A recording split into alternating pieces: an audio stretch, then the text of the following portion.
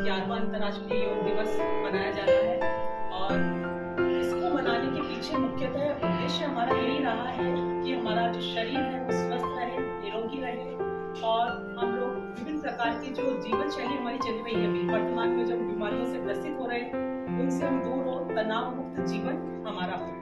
इसी उद्देश्य को लेकर के प्रधानमंत्री नरेंद्र मोदी जी ने यह पहल प्रारंभ की थी और इसी को लेकर के प्रति वर्ष अंतर्राष्ट्रीय योग दिवस के रूप में इसे मनाया भी जाता है। क्योंकि हम देखते हैं कि हमारे आज जो छोटे छोटे बच्चे हैं बहुत ज्यादा क्रोधित हो जाते हैं, छोटे क्या बड़ों को बहुत ज्यादा क्रोध आता है। तो योग जो है वो हमारे एक जो मानसिक संतुलन, हमारा शारीरिक संतुलन बनाने में भी महत्वपूर्ण भूमिका अदा करता है और सभी जितने भी बच्चे हैं चाहे बड़े हैं, मैं सभी को यही कहूँगी चाहे ज्यादा नहीं, आप कुछ समय अपने लिए दें।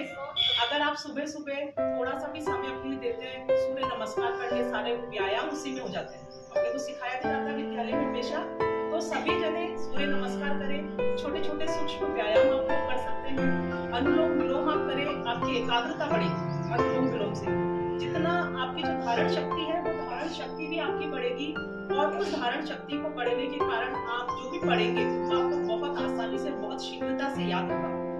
ये चीज देखा हुआ है और सभी जिनको तनाव रहता है तो मानसिक अवसाद से जो भी ग्रसित हो बहुत बड़ी औषधि के रूप में काम करता है। हमारे देखा होगा आपने जितने ऋषि मुनि थे प्राचीन काल से, हमारी 5000 साल पुरानी परंपरा रही है योग की और जो भी ऋषि मुनि रहे हमारे यहाँ पर, उन्होंने योग के द्वारा एक स्वस्थ जीवन और बहुत ही दीर्घायु उनकी रही।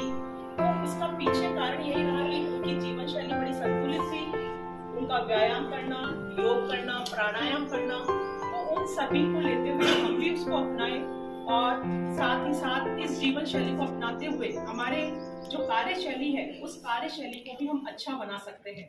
क्योंकि वर्तमान में हम देख रहे हैं कि कितने ही तनाव पारिवारिक भी होते हैं, कुछ कार्य स्थल पर तनाव होते हैं, तो उस तनाव को दूर हम कर सकते हैं इस योग के माध्यम से।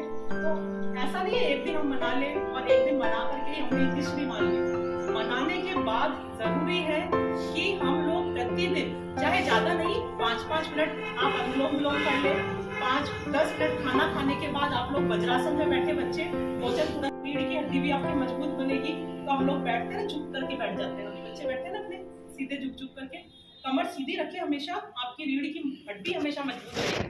कक्षा में भी बैठते हो आप लोग अपनी कमर सीधी रखने का प्रयास करें ताकि हम लोग झुक करके चल ले। आजकल देखा ना अमूमन अधिकतर लोग झुक करके चलते हैं, उसके पीछे कारण यही होता है कि हम लोग सीधे नहीं बैठते हैं, तो उसके कारण से जल्दी ही हम लोग झुकने लग जाते हैं। तो इन चीजों को हम लोग ध्यान में रखें और स्वस्थ जो शैली है हमारी जीवन शैली उसको अपनाएं, तनाव से मुक्त रहे, अवसाद से दूर रहे और अपना जो कार्य है उस कार्य को हम बहुत ही तत्पर और अच्छी गति से कर पाएंगे। और आज इस अवसर पर मैं सभी साथियों को, चाहे हमारे स्थानीय बालिका विद्यालय के हैं, महात्मा गांधी स्थानीय विद्यालय के सभी साथियों को बेहतर परीक्षा परिणाम के लिए भी बहुत बहुत बधाई देती हूँ। सभी का परीक्षा परिणाम बोर्ड का बहुत ही बेहतर रहा है, तो आप सभी को और आगे ही एकजुट होकर के एक टीम भावना के साथ इसी तरह से कार्य करते रहे ताकि श्रेष्ठ परीक्षा परिणाम हमारे यहाँ पर है। और क्योंकि इस हमेशा जैसे साइंस में पिछले साल हमारे कॉमर्स में हाईएस्ट रहा, इस बार साइंस के अंदर, आर्ट्स के अंदर इस साल हमारे 94% हाईएस्ट रहे बच्चों के। तो ये लगातार जो शिक्षकों की मेहनत है, उनका प्रतिफल है, समर्पण और निष्ठा रही है, आप सभी के प्रयासों से संभव हो पाया है और आगे भी इसी तरह से अपने समर्पण और निष्ठा भाव से बच्चों के लिए बेहतर परीक्षा परिणाम आप लोग करवा सके।